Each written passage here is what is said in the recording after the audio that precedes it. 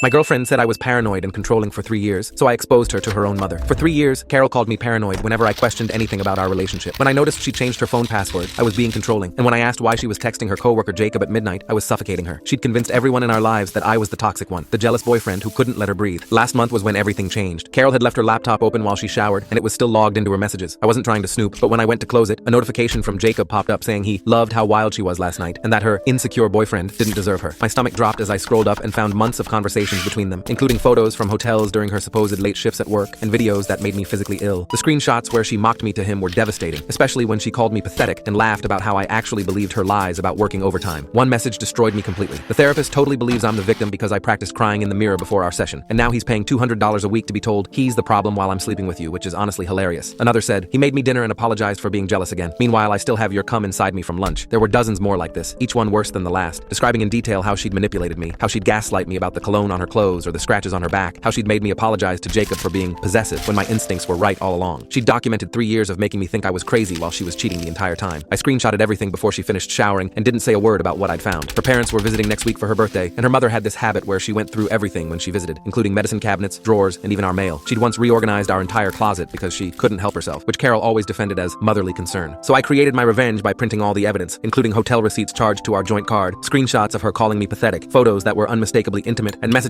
where she bragged about manipulating our therapist while detailing every lie she'd told me. I put everything in a folder labeled Carol's work review notes and left it on the guest bedroom nightstand where her mother would definitely find it. Saturday morning, her mother's shriek echoed through the apartment before she stormed downstairs, clutching the folder with her face purple with rage. She shoved it at Carol, demanding to know what the hell this was, and Carol went white, then red, then started her performance about how those were fake and I'd made them up, saying this was exactly what she'd told them about my controlling and manipulative behavior. But her father was already examining the evidence, seeing the credit card statements with her signature, the photos with metadata proving the dates, and the messages showing her phone number, profile picture, and unmistakable writing style. Her mother started screaming about how they'd been paying half her rent while she was whoring around, how they'd defended her and told me I needed help, how they'd treated me like a criminal for 3 years. Carol pivoted immediately and turned on me with vicious fury, screaming that I'd gone through her laptop and stalked her, that this was abuse and exactly why she had to find someone else because I was psychotic. Her mother slapped her so hard the sound cracked through the room, then asked how she could make them believe I was an abuser while she was the liar who destroyed me for 3 years. Her father's voice was ice when he said they were done with her, that she wouldn't see another penny from them, and that she'd better figure out her life because they were finished enabling a manipulative liar. Carol tried everything from sobbing to begging to accusing me of setting her up, screaming that this is what abusers do. They isolate you from your family. Her mother laughed bitterly and said the only abuser here was Carol before they walked out, while Carol chased them to their car, still screaming about my manipulation. When she came back inside, I told her she had 3 days to pack her things and find somewhere else to live because this was my apartment and my name was on the lease. She threatened to call the police and claim I was abusing her, but I reminded her that I had all the evidence backed up and her parents had seen everything, so good luck with that story. Her mother calls me weekly now to apologize for believing the lies and to ask if I'm okay while offering to pay for my therapy. Real therapy this time. Carol tells everyone I turned her parents against her using fabricated evidence.